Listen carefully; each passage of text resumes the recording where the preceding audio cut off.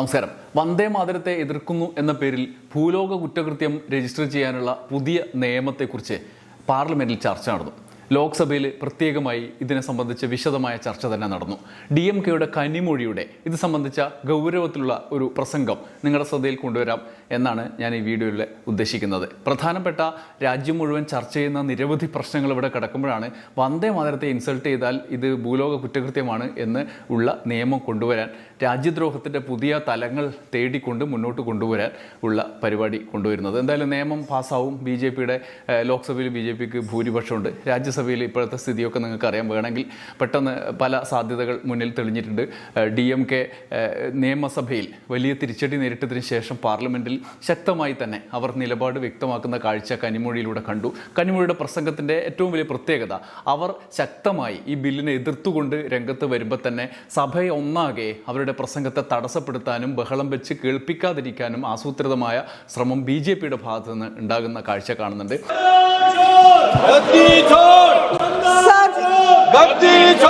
ബഹളമയമായ അന്തരീക്ഷത്തിലും അവർ അവരുടെ ചെറിയ പ്രസംഗം പൂർത്തിയാക്കാൻ ശ്രമിക്കുന്നുണ്ട്. ആ പ്രസംഗത്തിലെ ചില ഭാഗങ്ങൾ നമുക്ക് കേൾക്കാം. അവർ പറയുന്നു, ഞങ്ങൾ ഇതിനെ എതിർക്കുന്നു, ഞങ്ങൾ ഈ ബില്ലിനെ ശക്തമായി എതിർക്കുന്നു, ഇത് ഹിന്ദുത്വ രാഷ്ട്രീയത്തിൻ്റെ അടയാളമാണ്, അവരുടെ അജണ്ടയാണ്, ദേശീയതയുടെ മുഖം മൂടിയിട്ട് കൊണ്ടുവരുന്ന അജണ്ട.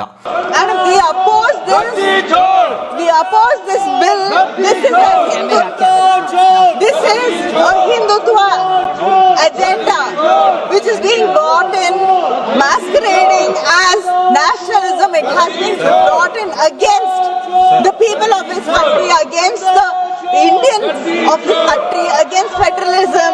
ഇത് ഈ രാജ്യത്തെ ജനങ്ങൾക്കെതിരെ, ഈ രാജ്യത്തെ ഇന്ത്യക്കാർക്കെതിരെ, ഫെഡറലിസത്തിനെതിരെ കൊണ്ടുവന്നിരിക്കുന്ന ബില്ല് ആണ്. ഒരു നിയമം കൊണ്ടുവന്ന് ദേശീയത അടിച്ചേൽപ്പിക്കാൻ നമുക്ക് കഴിയില്ല, നിങ്ങൾക്ക് ഒരിക്കലും കഴിയില്ല. ദേശീയതയോടുള്ള ബഹുമാനം നിർബന്ധിച്ച് ജനങ്ങളിൽ ഉണ്ടാക്കാൻ നിങ്ങൾക്ക് കഴിയില്ല. You cannot impose nationalism by bringing a law. You cannot make people respect a national song. ഇതോടുകൂടി സഭയൊന്നാകെ ശ്രദ്ധിച്ചിരിക്കുന്ന ഒരു പ്രസംഗത്തിനിടയിൽ BJP അംഗങ്ങൾ, ഭരണപക്ഷ അംഗങ്ങൾ ബഹളം വെച്ചു. അവരുടെ ആ പ്രസംഗത്തിനകത്തെ ശക്തമായ വാക്കുകൾ അവരെ അലോസരപ്പെടുത്തുന്നു എന്ന് വ്യക്തമായിട്ടുണ്ട്. आप सबके बीच हमारी एक महिला सांसद, वरिष्ठ सांसद बोल रही है. कृपया आप सुनिए, प्लीज प्लीज अपनी अपनी सीट पर जाइए.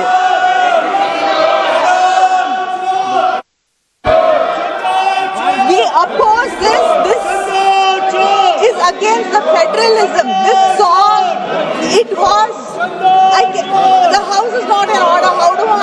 How much? അതോടെ കനിമൊഴി പ്രസംഗം തുടരുന്നതിന് വേണ്ടി അവസരം ഉണ്ടാക്കി തരണമെന്ന് സ്പീക്കറോട് ആവശ്യപ്പെടുന്നുണ്ട്. Can I speak when the house is not in order? Why can't we have to debate this? This is not the way to pass a bill. This is against the state. This is against the state rights. And the song goes against the secularism of this country. എന്തുകൊണ്ട് നമുക്ക് ഇതിനെക്കുറിച്ച് ചർച്ച ചെയ്യാൻ കഴിയുന്നില്ല? ഒരു bill പാസ്സാക്കാനുള്ള വഴി ഇതല്ല. ഇത് സംസ്ഥാനങ്ങൾക്കെതിരെയാണ്, ഇത് സംസ്ഥാനങ്ങളുടെ അവകാശങ്ങൾക്കെതിരെയാണ്. ഈ ഗാനം ഈ രാജ്യത്തിന്റെ മതേതരത്വത്തിന് എതിരാണ്. The greatest leaders, the tall leaders of this country, the founding fathers, had the wisdom to stop only with 2 stanzas. Today, you are trying to polarize this country by making it compulsory and making it a criminal offense to, if we don't sing all 6 paragraphs. ഈ രാജ്യത്തെ മഹാന്മാരായ നേതാക്കൾ, വലിയ ഉന്നതരായ നേതാക്കൾ, സ്ഥാപക പിതാക്കന്മാർ ഒക്കെ 2 ശ്ലോകങ്ങളിൽ മാത്രം നിർത്താൻ, ഈ വന്ദേ മാതരം അവസാനിപ്പിക്കാനുള്ള ജ്ഞാനമുള്ളവരായിരുന്നു. എന്നാൽ ഇന്ന് നിങ്ങളത് നിർബന്ധിതമാക്കി. 6 ഖണ്ഡികകളും പാടിയില്ലെങ്കിൽ കുറ്റകരമായ അവസ്ഥ അല്ലെങ്കിൽ നിയമപരമായ നടപടിയെടുക്കാൻ വേണ്ടി, അതുവഴി ഈ രാജ്യത്തെ ധ്രുവീകരിക്കാൻ വേണ്ടി ശ്രമിക്കുകയാണ്. In Tamil Nadu, we have a state song. For over 5 decades, we've been giving that the first place. You are disrespecting the Tamil people, but by bringing this bill, this goes against, this is an insult to Tamil Nadu and many states which have its own song. തമിഴ്നാട്ടിൽ 5 ദശാബ്ദങ്ങളിലധികമായി ഞങ്ങൾക്കൊരു സംസ്ഥാന ഗാനമുണ്ട്, ഞങ്ങൾ അതിന് ആദ്യ സ്ഥാനം നൽകുന്നു. ഈ bill കൊണ്ടുവന്ന് നിങ്ങൾ തമിഴ് ജനതയെ അപമാനിക്കുകയാണ്. ഇത് തമിഴ്നാടിനും സ്വന്തം ഗാനങ്ങളുള്ള പല സംസ്ഥാനങ്ങൾക്കും അപമാനമാണ്. Why are you dividing this country?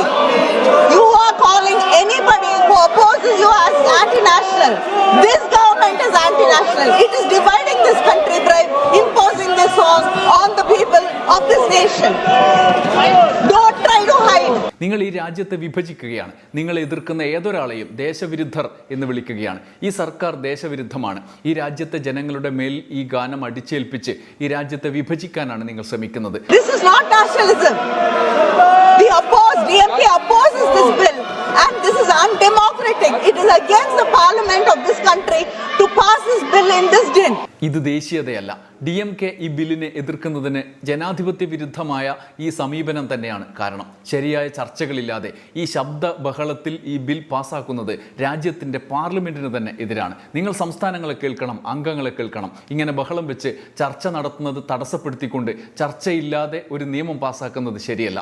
Without a proper debate, you have to listen to the states. You have to listen to our voices. सदस्य प्लीज बोल रही हैं, आप the right to अपनी pass सीट a पर bill like बैठिए this without discussion. We oppose this bill. This bill cannot be passed like this. It is against the people of this country. ഞങ്ങൾ ഈ ബില്ലിനെ ശക്തമായി എതിർക്കുന്നു. ഈ ബിൽ ഇങ്ങനെ പാസ്സാക്കാൻ കഴിയില്ല. ഇത് ഈ രാജ്യത്തെ ജനങ്ങൾക്ക് എതിരാണ് എന്ന് പറഞ്ഞുകൊണ്ടാണ് അവർ പ്രസംഗം കൺക്ലൂഷനിലേക്ക് കടക്കുന്നത്. പക്ഷേ ഈ ബഹളത്തിനിടയിൽ അവർക്ക് പൂർത്തിയാക്കാൻ കഴിയുന്നില്ല. അത്തരം സാഹചര്യം സഭയിൽ സംജാതമായി.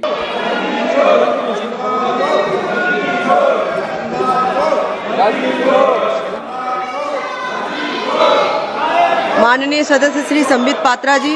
എന്തായാലും ഇങ്ങനെയൊരു നിയമം ഇന്ത്യയുടെ ചരിത്രത്തിൽ തന്നെ ഇല്ലാത്ത വിധം രാജ്യദ്രോഹ നിയമമൊക്കെ നമ്മൾ കണ്ടതാണ്. ഏതൊക്കെ വിധത്തിലാണ് അത് ഉപയോഗിക്കപ്പെട്ടത് എന്ന്. ഇനി വന്ദേ മാതരത്തിനെ ഇൻസൾട്ട് ചെയ്തു എന്ന പേരിൽ നമ്മളെ പിടിച്ച് അകത്തിടാൻ കഴിയുന്ന ഒരു നിയമത്തിലേക്ക് കൂടി ഈ അമിത്ഷായുടെ നേതൃത്വത്തിലുള്ള ആഭ്യന്തര വകുപ്പിൻ്റെ മോദിയുടെ നേതൃത്വത്തിലുള്ള സർക്കാരിൻ്റെ മുന്നോട്ട് പോക്കിനെ ഏറ്റവും ഗുരുതരമായി ചർച്ചയ്ക്ക് വിധേയമാക്കപ്പെടേണ്ട ഒരു നിയമം ഇവിടെ പാസ്സാക്കപ്പെടുകയാണ്. നിയമമായാൽ പിന്നെ നമുക്കെതിരെ പോലും ഈ മട്ടിൽ ഈ നിയമം എങ്ങനെയാണ് കടന്നു വരിക എന്ന് നമുക്കറിയില്ല.